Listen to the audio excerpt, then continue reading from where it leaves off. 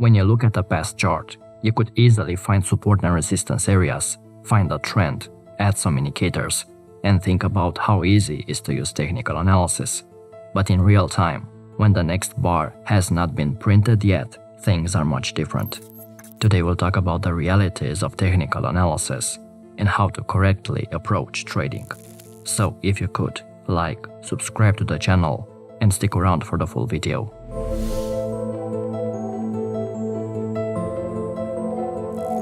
If you are striving for perfection in trading, you're going to have a hard time. Consider trend lines and support and resistance. If you are expecting the price to turn right at the exact point on the chart and base your trading decisions on that exact line, good luck with that. These perfect right to the P patterns are seen only in trading manuals. In real time, price movements can be quite messy. If the price dips a little bit below a support line, it doesn't necessarily mean that the support has been broken. Remember, in a market there are buyers and sellers. There is stop hunting, liquidity, short squeezes, momentum spikes, shock events. The price action doesn't have a mind of its own. It's the collective mind, the push and pull of supply and demand created by emotional, rational, and irrational players in the market. The market isn't perfect, so don't expect the movements of price to respect some perfectly straight line. Let's analyze this chart. Where does the breakout really occur? Where is the resistance? Is it at a very strict straight line, or is it somewhere between these lines that grow wider over time? The point is, if you were to make buying or selling decisions based upon a thin line, you might get faked out by a move that goes above or below, thinking the line has been violated, when in reality it has not. So don't expect perfection on the charts that you trade. This is one of the reasons to trade small and use proper position sizing, so you can give the trade some flexibility to breathe.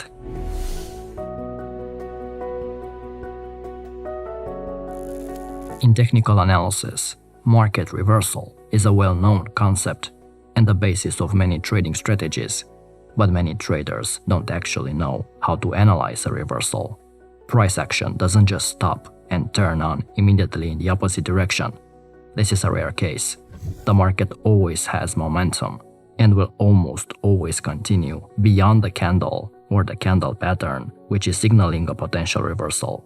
The problem with many technical traders is that they often become very excited whenever they see a trading signal and they enter a position immediately, only to see the market continue on for a while before the signal was validated.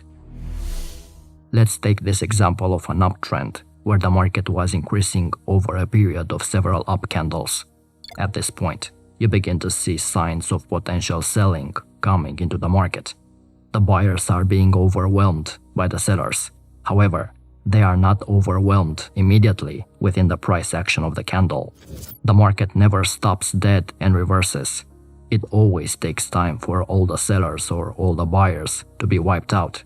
And it's the constant movement which creates the sideways congestion price zones that we often see after an extended trend move, higher or lower, accumulation and distribution zones in Wyckoff terms.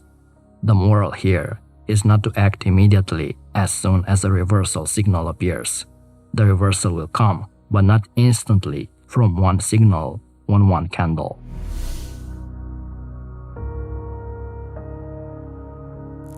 Have you ever waited for a trade? The setup was perfect, where everything was exactly as you wanted. All indicators on the chart are telling the same thing. And then you enter, only to find out that you waited too long, and most of the gains had already occurred. This happens to me, and I'm sure it happens to you. You overlay technical indicators and then look in the past on the chart to see how obvious the buy and sell signals were. But they weren't so clear and perfect at that time though. When you wait for the exact perfect time, when every indicator perfectly aligns in your favor, more often than not, it's too late. If your technical analysis process consists in just clicking buttons because a few indicators said it was time to buy or sell, you're doing it wrong. Relying solely on indicators without first learning how to read price action is a major mistake. I'm not saying that technical indicators are not useful. The issue is that many traders abuse them. They add two moving averages and take crossover signals without understanding the process. They don't even know why they are buying or selling. You can add one or two indicators, but not until you fully understand what's happening with the price action on the chart. Otherwise, you won't know if they're actually adding value or if you just like them because they look cool on the chart.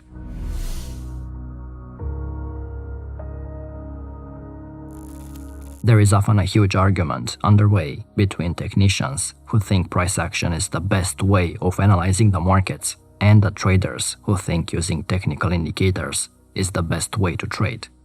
Price action technicians say price action is better because it doesn't lag behind the market action. Indicator traders state that their method is simpler because it's a more objective trading style. So which one is better in technical analysis? First, you already know that most indicators are lagging. An indicator takes past price action and then visualizes the result after applying a formula to it. Thus, what your indicator shows you is a result of past price action.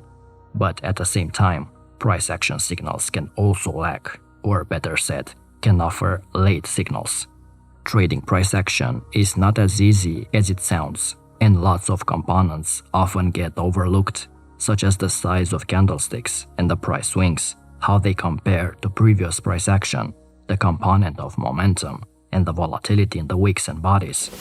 Don't make the mistake of trading price action because it looks simple. A trader who doesn't understand the nuances of price action can easily read charts in the wrong way. The same is true when trading with indicators. If you apply 10 oscillators and 10 moving averages to a chart, you can quickly clutter up your screen. Remember that trading indicators are derived from the past price action, so they don't show you information based on what's happening right now. They show you information based off what's happened in the past. The truth is that traders who make all of their decisions using indicators will always be late in reacting to changes in the market. But in this age of algo trading and expert advisors, indicators cannot be completely ignored. The most common issue is that they are lagging, but this can be taken care of if you know how to combine price action with indicators. Indicators are still useful because they provide reference points on plain charts, and decision-making becomes harder with no reference points. Indicators take out the guesswork by providing information that is totally objective. Especially beginner traders or traders who are struggling with discipline can benefit from indicators.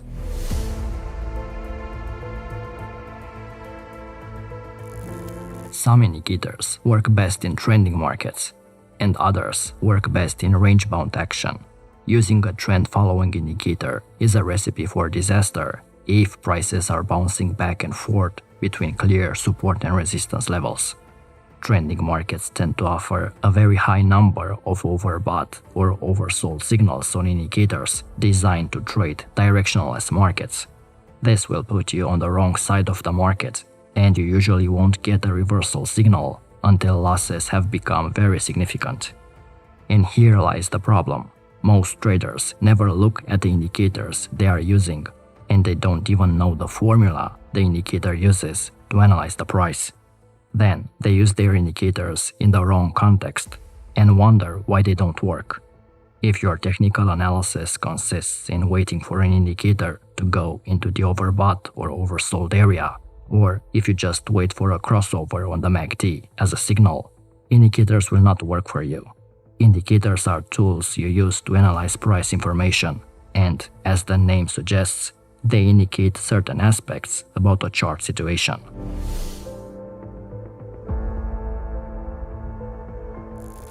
If you want to identify potential high-probability trade scenarios, you must learn to listen to what the price is telling you.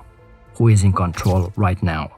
Are buyers or sellers pushing price up stronger?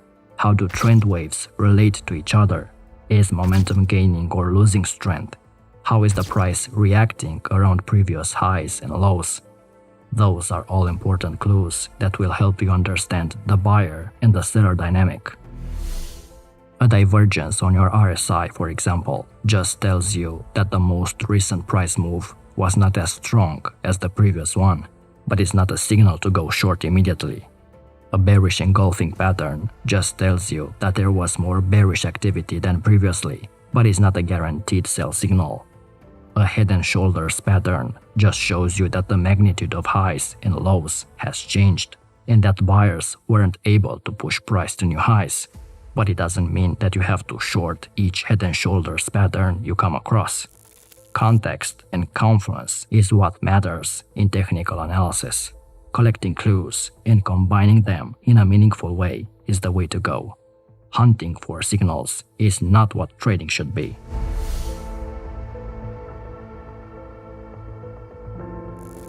There are two types of technical analysis: predictive and reactive.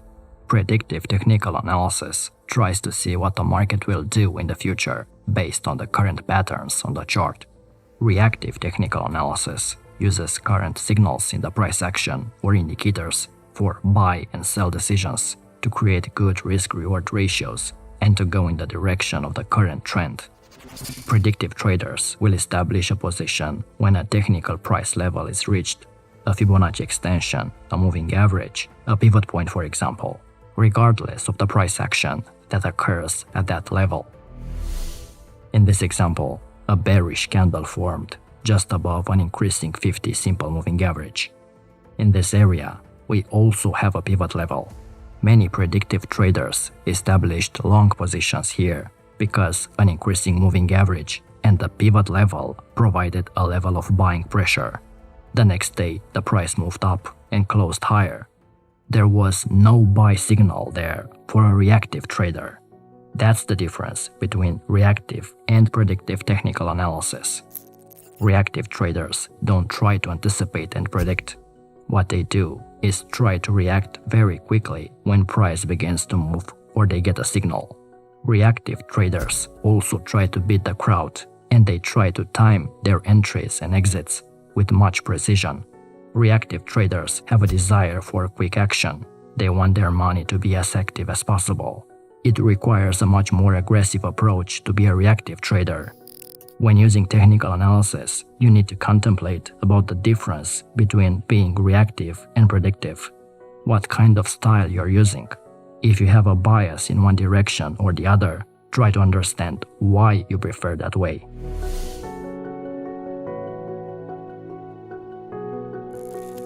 Many people tried and are still trying to quantify technical analysis and turn it into a science.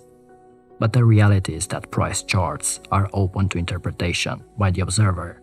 One technical analyst will think a particular pattern is bullish, while the other will see it as bearish. You know the classic joke: if you ask 3 technicians what the price is revealing, you will get 4 different replies.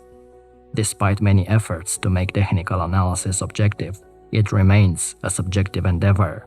Charts are open to interpretation and are not objective.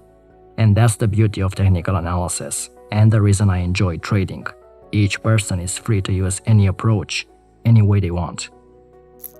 If you found value and learned something new, leave us a like. This way we'll know if you'd like to see more videos like this one. And check out our Academy program if you want to further level up your trading. Until next time.